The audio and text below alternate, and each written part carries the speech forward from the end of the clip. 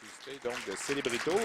On va vous en nommer des grands joueurs de quilles. On l'a fait au cours des dernières semaines et on va le faire encore. Alors, le pointage final de notre match des Super Seniors, la victoire de Léon de Montigny, 214.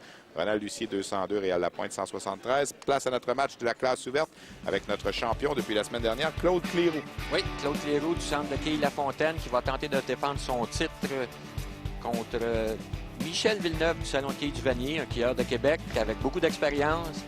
Et le troisième participant sera Benoît Lavigne qui, lui, à l'inverse, a peu d'expérience, mais un très grand talent. Il va tenter son titre du complexe Julie Quille. Oui. Et dans le cas de Michel Villeneuve, qui va être le premier à s'exécuter, lui, il m'a dit tantôt, j'ai mon 126 du 23 octobre à faire oublier. Oui, il était venu lors de nos enregistrements au Salon Excellence et s'est incliné, là, 126. Philippe Bernier avait joué 237. Alors, ça avait vraiment pas bien été là, pour Michel dans ce match.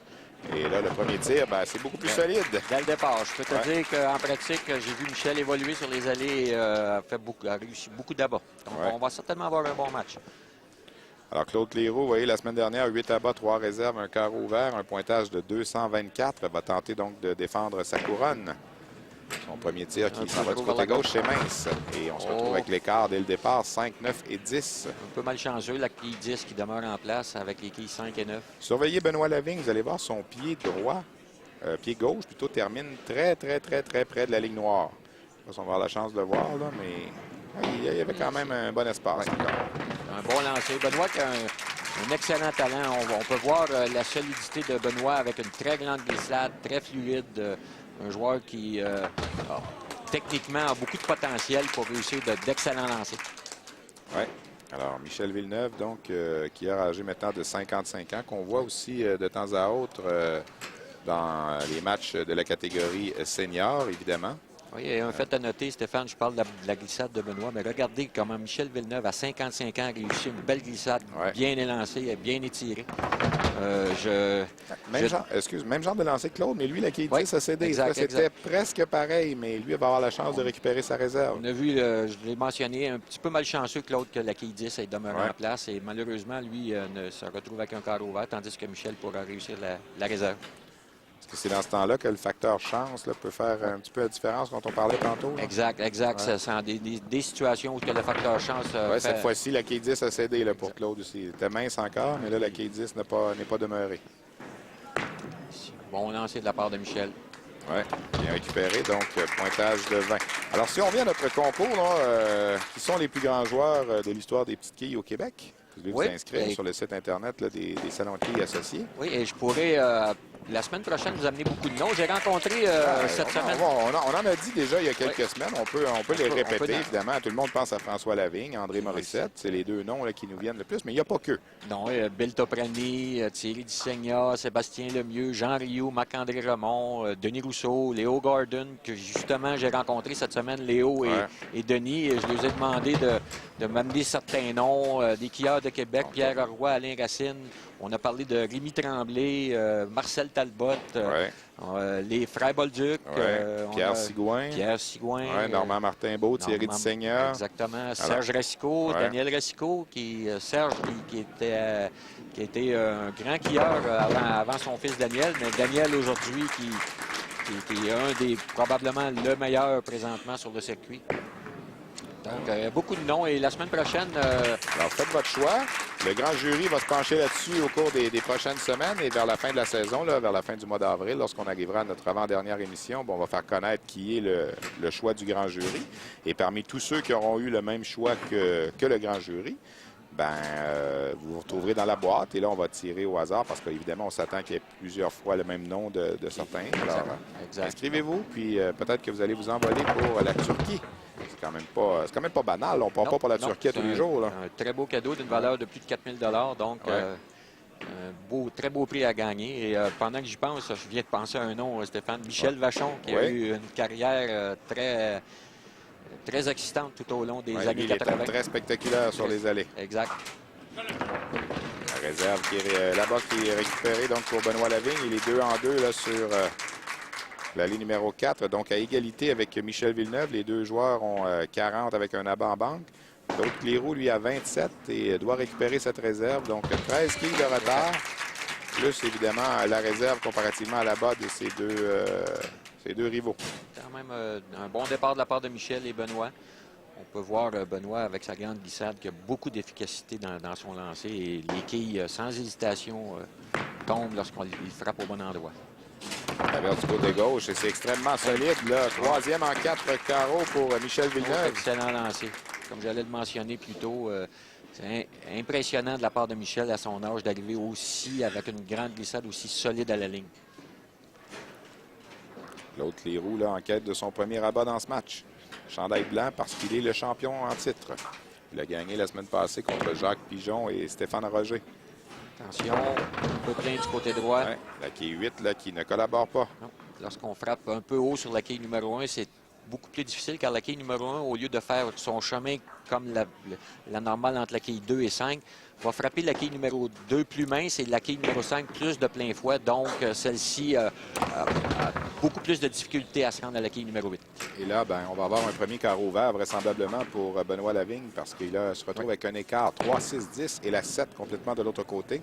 Et oui, dans une situation comme on en parlait plus tôt, au quatrième carreau, a une décision à prendre. Est-ce qu'on tente la réserve ou on récupère les 3 quilles?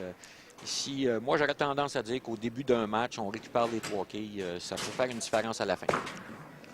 Lorsqu'on arrive à la fin, au 8e, 9e, finalement, on en a récupéré qu'une seule. On voulait en récupérer 3 là-dessus, là, mais... Trop mince. Lorsqu'on arrive au 8e et 9e carreau, c'est plus facile de prendre la décision car on sait si on est de 10 quilles ou 3 quilles derrière. 3 quilles, ça peut être important, mais 10 quilles, j'ai besoin d'une réserve à ce moment-là pour les récupérer. Donc, bon tir de Michel Villeneuve. Quatrième abat en 5 carreaux. En pleine forme, en pleine possession de ses moyens, Michel. Sur les allées 4 et 5. Un joueur qui a beaucoup de précision et d'efficacité dans son lancer. La semaine prochaine, nos aspirants dans la classe ouverte, Mathieu Houlroy du Kiorama Marieville et Jonathan Lucas du Salon de quilles Bellevue. Et là, ben, c'est l'écart pour Claude Leroux, la quille 8 et la quille 10. Frappé beaucoup trop directement sur la quille numéro 1, malheureusement. C'était quand même pas le lancer que Claude recherchait sur l'allée. On tente de frapper du côté gauche. Il était beaucoup trop plein sur la quille numéro 1. Bon lancer ici. Benoît Lavigne là, qui n'a pas de problème sur l'allée numéro 5. On a bien vu comment les quilles ont très bien tombé. La quille numéro 1 qui s'est dirigée facilement vers la quille numéro 9. C'est la façon dont les quilles doivent tomber. Et lorsqu'on voit un lancer de bonne qualité, on voit que le travail des quilles se fait parfaitement. Michel Villeneuve du Salon du Vanier qui... Attention. va faire une blague, là. Qui va me permettre cette blague-là. Là. Mais avec ce tir, il vient de battre son pointage de sa dernière présence. Il vient de battre son pointage du 23 octobre là, parce qu'il est rendu à 127. Là, même s'il manque la réserve, il y a encore 4 carreaux à jouer. Oh, oui, c'était une contre-performance de la part de Michel. Et tu sais, dans le cheminement des quilleurs que l'on parle, les joueurs vont pratiquer. Et puis là, on tente de trouver la faiblesse de l'ailé. Bien, Michel avait fait ce travail lors de sa dernière présence au Salon de quilles Excellence, mais le travail n'avait pas bien fonctionné, ne se sentait pas à l'aise sur les ailés et ça a apparu au niveau de sa performance. On a vu le premier rabat de Claude Leroux en 6 carreaux. Donc, accuse 46 quilles de retard, là, un petit peu moins parce qu'il a un abat contre une réserve. Donc, peut-être 35 quilles de retard là, sur il a quand même besoin d'une cible là-bas pour... Il doit espérer que... Premier sur l'allée numéro 4 pour Benoît Lavigne qui réussit donc son premier doublé du match.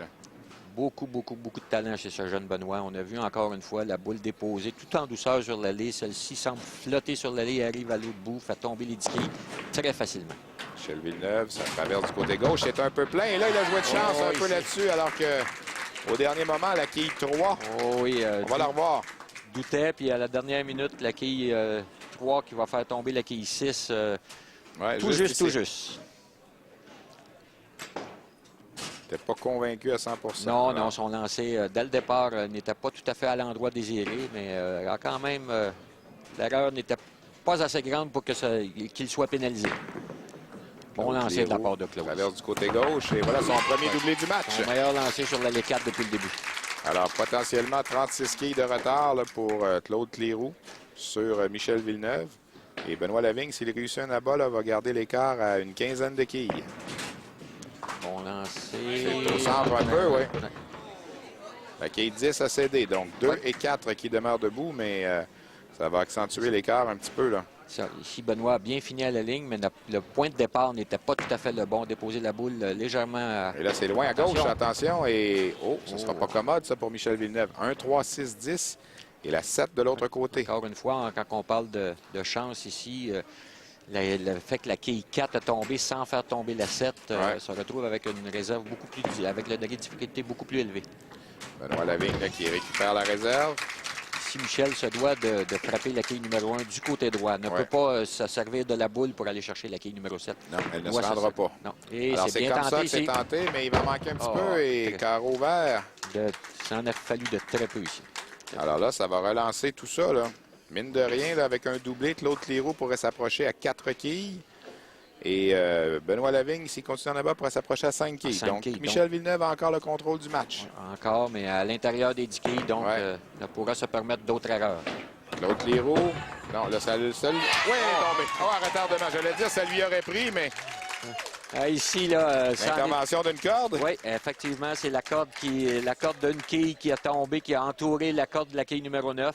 On ne peut pas le voir à l'écran, mais là, on a vu par la corde en haut qui a bougé en premier. À la blague, des fois en ligue, on dit qu'il y a quelqu'un qui a tiré sur la corde derrière. Mais ce fut le cas, mais ce n'est pas quelqu'un, c'est la corde d'une autre quille. Les abats qu'il n'y avait pas, ça, dans le temps, quand même. Non. Par contre, à la défense, anciennement, on avait des abats qui se faisaient au dernier instant avec des quilles qui roulaient sur l'allée. Qui ne roulaient pas autant, mais qui ne rouleraient pas à cause des cordes maintenant. Maintenant, c'est ça. La corde étrangle celle-ci, elle l'empêche de rouler. Donc, à quelque part, ça s'équivaut. Michel Villeneuve s'assure de garder les devants avec cet abat au 9e. Oui, pas Stéphane, mais Benoît qui a malheureusement dirigé son lancer beaucoup trop à gauche, mais quand même s'en tire avec une réserve pas trop difficile. Alors, Claude Cléroux, s'il poursuit en abat, 4 quilles de retard.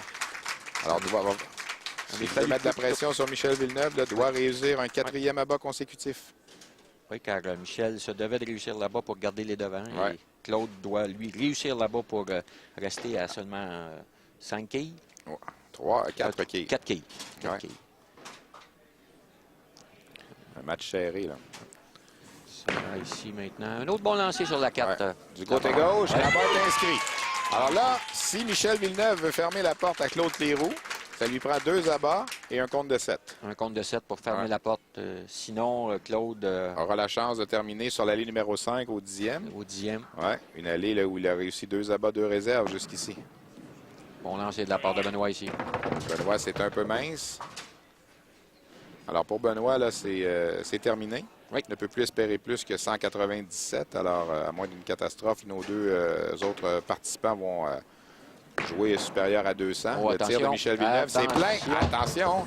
Et voilà, justement, quand je parlais de catastrophe, c'est ce qui vient de se produire. Et là, la porte est toute grande ouverte pour Claude Cléroux. Là. Oui, et même, dépendamment comment Michel va récupérer le quille, peut-être ne forcera même pas Claude à faire un abat au 10e carreau. Oui, alors l'allée numéro 4 qui aura causé des ennuis à Michel Villeneuve, autant au 8e qu'au 10e, va chercher 7 quilles là-dessus. Donc, termine avec 191. Et là, un pointage de 9. Même Benoît Lavigne peut aller chercher le 197. Un pointage de 9 dès le départ et il s'assure de la victoire. Oui. De battre Michel. Oui.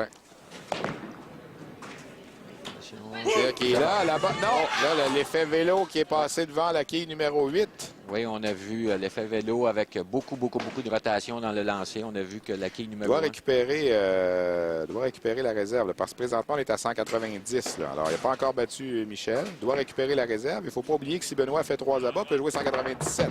En voici un. Exact. Alors, doit absolument Claude Cléroux le récupérer la réserve. Sinon, il ouvre la porte à Benoît Lavigne qui pourrait sortir de nulle part là, et venir chercher ce match-là.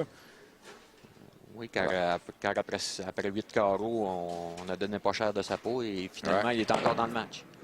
Alors, voilà la réserve qui est récupérée. Ça, c'est la première étape. Alors là, il a battu Michel Villeneuve. Il est à 192. Donc, a besoin de 6. Dépendamment du lancer. Peut-être que si le lancer suivant de Benoît Lavigne n'est pas un abat, ça va tout de suite confirmer la victoire là, de Claude Cléroux. Alors, on pourrait lui dire chapeau. Lui aussi, il n'avait pas d'abat après 5 carreaux, seulement 73 et pourrait se retrouver avec la victoire. Mais attention, c'est pas terminé. Benoît Lavigne ici, s'il met Bon s'il lancer. réussit un abat. Alors, lui est encore dans le match, là, à 187. Il peut jouer 197. Claude à 192 plus ce tir. Ça lui prend un compte de 6, absolument. Compte de 6 assure la victoire à Claude Clérot. Faut éviter la trouée ou la fenêtre Ouais. ou même la comète dans le cas présent. Compte de 6, là, c'est dans le sac pour Claude Clérot. Ouais, Semble c'est satisfait. bon. Regarde même pas. Voilà, c'est fait. Donc, victoire pour Claude Clérot qui est revenu de l'arrière et qu'avec un 202, va chercher la victoire avec le plus bas pointage depuis que nous sommes ici au Salon de quilles champion. Et il avait 73 au 5e, donc il était allé chercher 129 points dans les 5 derniers carreaux et 197 pour Benoît Lavigne, donc il termine au 2e rang. Michel Villeneuve qui, malheureusement, au 8e et au 10e s'est effondré, donc termine avec 191 et déception, évidemment, parce qu'il était en plein contrôle de ce match. Donc voilà notre tableau final, 202, 197, 191. Claude Clérot sera de retour la semaine prochaine. On s'arrête pour une pause. Vous regardez Québec Quilles à l'antenne de RDS.